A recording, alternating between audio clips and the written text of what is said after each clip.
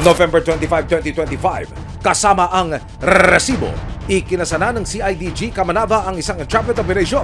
Ibibigay na ni Sheena ang karagdagang 200,000 pesos na sinisingil ni architect para sa bubong ng kanyang bahay. Pinasayang yung niya.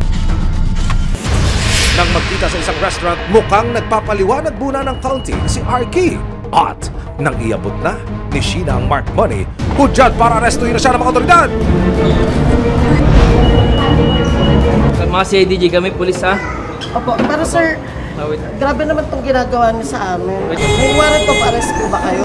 Arky, ang tawag po rito, entrapment operation.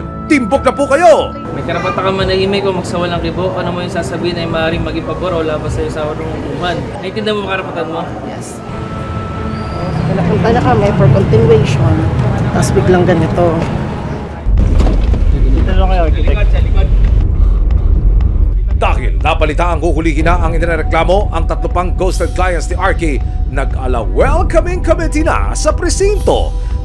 Ayan na, nadali ng Timawa. Nakakarap si Christian Agripa sa kasong paglabag sa Article 315 ng Revised Penal Code o Estafa. Kung sakaling mapatunayang nagkasala, maaari siyang makulong ng 14 hanggang 17 taon. Yung nagpapakilalang arkitekto, personal po tayo nagtungo dito sa opisina ng CIDG para humako na siya ng panig. Siya ho ay kasalukuyang nakadetain dito sa kanilang facility. Architect, bigyan ko kayo ng pagkakataon. Baka pwede ho kayong mahinga ng panig dito sa akusasyon laban sa inyo? Hindi naman po yan, sir, confirm po. Paano mo nasabing hindi confirm? Hindi naman po yun, ano po, na...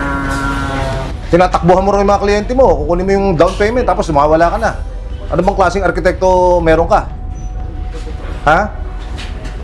Arkitekto, po huling pagkakataon. Pwede ho ba kayong magbigay ng komento dito sa akusasyon laban sa inyo?